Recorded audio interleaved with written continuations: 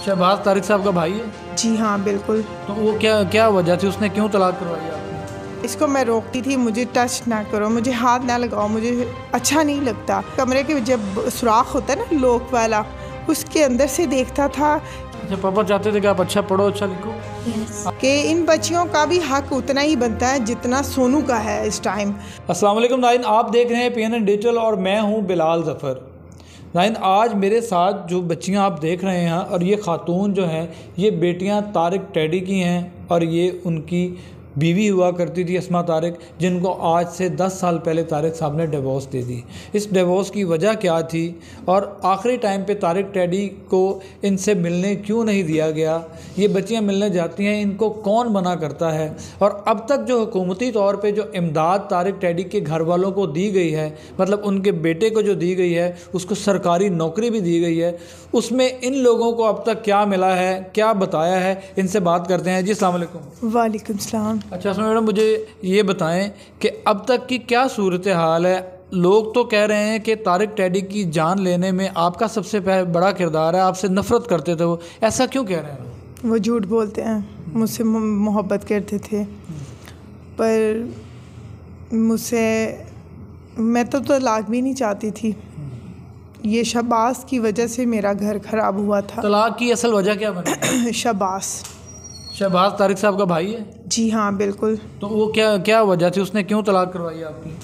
वो गलत नज़रें रखता था और वो इंसान मुझे हम दोनों मियाँ बीवी बहुत अच्छे थे, अच्छा था हमारा घर में रहना सहना भी अच्छा था, हम एक दूसरे से दुख सुख भी बांट लेते थे। ये इंसान जब से आया है ना, हमारी ज़िंदगी अज़ाब बना दी थी इसने। मुझे कभी मेरे पाँव पकड़ लेना, कभी मेरी टांगें पकड़ लेनी, कभी मेरा सर पकड़ लेना, कभी मेरा बाजू पकड़ लेना। इसको मैं रोकती थी, मुझे टच ना करो, मुझे हाथ ना लगाओ, मुझे अच्छा नहीं लगता। तो ये इंसान मुझे 1 दफ़ा 2 दफ़ा कितनी बार मैं रोकती थी, ये हटता ही नहीं था। और एंड में मुझे कहता था मुझे अपने हाथ से खाना खिलाओ। ये किस हक से खिलाऊं इसको? और चाय, जानू मुझे अपने हाथ से चाय पिलाओ। मैंने टेबल पे ऐसे रख देना, पीनी है तो पी लो, नहीं तो ना से ही पड़ी रहे, मैंने तुम्हें हाथ से नहीं चाय पिलाऊंगी। और ये मुझे बहुत ही तंग करना शुरू हो गया था। मतलब आप पे ये गंदी नज़र रखता था और आपके साथ आपसे कुछ मुतालबा करता था, और आपने इन सारी चीज़ों को तारिक टैडी साहब को बताया था? जी हाँ, ये बहुत गंदी नज़र रखना शुरू हो गया था। ये तो हमारे कमरे के बाहर खड़े होकर भी देखना शुरू हो गया था। ये कमरे के जब सुराख होता है ना लॉक वाला, उसके अंदर से देखता था कि दोनों मियाँ बीवी आपस में क्या बातें करते हैं और क्या कर रहे हैं। क्या इसको शर्म नहीं है? इसके गिरेबान में कोई अपने गिरेबान में देखे झांके कि किसी पे कीचड़ उछालने पहले देखे कैसे ये कीचड़ उछाल रहा है मीडिया में। आज खड़ा होके मेरे पे इल्ज़ाम लगा रहा है, खुद गंदा इंसान है। ये इंसान वो है जो मेरे कमरे के बाहर खड़ा होके देखता था ये मियाँ बीवी क्या करते हैं। मुझे ना ये बहुत ही तंग करना शुरू हो गया था। मैंने इसको कहा बाज आ जाओ। मैंने तारिक टैडी साहब को जब बताया, इसने झूठे कुरान पाक उठाया। इसके देखे जाके हाथ कटा हुआ है, टांग टूटी हुई है। खुदा की खौफ से डरे, खुदा के खौफ से डरे। आज भी हमें मीडिया में गंदा करने वाला शख्स यही है और यही तलाक की वजह है। मैंने कभी तारिक टैडी साहब को कभी टेंशन नहीं दी। अगर टेंशन देती, क्या सफ़ा मरवा को रोडों पे मिलानी आती? अभी हुकूमत ने ऐलान किया है कि उनके बेटे जुनैद सोनू को सरकारी जॉब दे दी गई है, उनको पैसे दिए गए हैं। उसमें से सफ़ा मरवा को आप तक क्या पहुँच सका है? ये तो आपसे ही सुना है, पर मुझे नहीं पता। ये भी मैंने अभी आपके मुंह से सुना है। उसे जॉब भी मिल गई है, उसे पैसे भी मिले हैं। ये भी नहीं पता कितने मिले हैं। ये अभी मुझे पता चला है कि 50 लाख मिले हैं, पर हमें नहीं मिला। और ना ही उन्होंने राब्ता किया और ना ही तारिक टैडी के बैंक बैलेंस में से, प्रॉपर्टी में से जो घर है, फैसलाबाद में घर है, जो प्लाट है और गाड़ी है, और जो अमाउंट 2 माह की आप देखें जाके बैंक में से निकाल के तारिक टैडी साहब का बैंक बैलेंस कितना है, उसमें से भी सफ़ा मरवा का हिस्सा। इतने अरसा हो गया, हमें तो डिवोर्स होगी, मेरा तो हक ही नहीं बनता।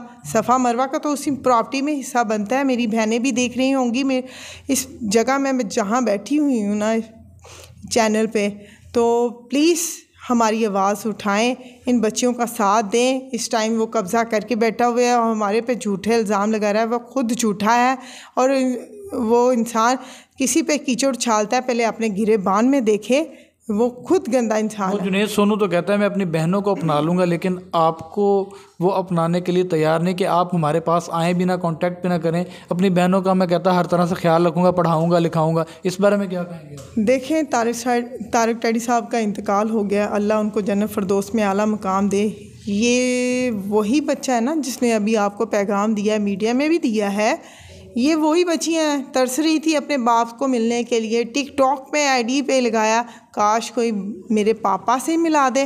किसी ने आवाज़ सुनी होगी तो बच्चियों को किसी ने मिलने नहीं दिया। वो झूठ बोलते हैं, वो वैसी है, उनको आदत होती है जो उनसे झूठ बोलते हैं उनको तो वैसी आदत होती है झूठ बोलने की। आपके बाबा से आपको कौन नहीं मिलने देता था? शहबाज और नवाज। शहबाज आपके चाचू हैं? यस।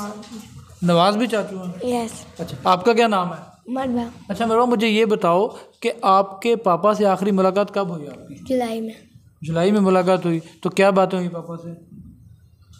कि अच्छा पढ़ना, अच्छा लिखना। अच्छा, पापा चाहते थे कि आप अच्छा पढ़ो, अच्छा लिखो? यस। आपको खर्चा भेजते थे? यस। आपको बर्थडे वगैरह पे गिफ्ट भेजते थे? यस।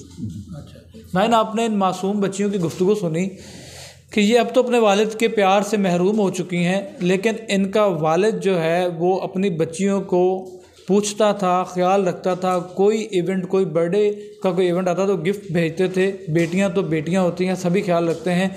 अच्छा, मुझे आखिर में बताएं कि हुकूमत से क्या मुतालबा है? देखें, हुकूमत से अपील है कि आपने जो तारिक टैडी के लिए दिया है वो हमारे तक नहीं पहुंचा। मैं एप्लीकेशन दूंगी और वज़ीर आला से, हुक्मरानों से अपील करती हूँ कि मैं एप्लीकेशन सफ़ा मरवा के लिए दूंगी, अपने लिए नहीं दूंगी। कि इन बच्चियों का भी हक़ उतना ही बनता है जितना सोनू का है। इस टाइम सोनू ने इस टाइम हमें रब्ता नहीं किया जो आपने दिया है। प्लीज़, अगर किसी ने इमदाद की है सोनू को, वो हमारे तक नहीं पहुँची और सफ़ा मरवा का हक़ बनता है और इनको दें प्लीज़। पाकिस्तान के जितने भी फ़ैन हैं तारिक टैडी के, उन सब से रिक्वेस्ट है इन सफ़ा मरवा के लिए आवाज़ उठाएं। आप लोगों के भरपूर तावन की ज़रूरत है। इनकी प्रॉपर्टी में से हिस्सा दिलवाएं। जो वज़ीर आला ने दिया है उनमें भी हक़ बनता है। और हम जाने से पहले उन्होंने पूछा नहीं कि हम जाने लगे हैं वज़ीर आला के पास, सफ़ा मरवा को भी लेके जाना।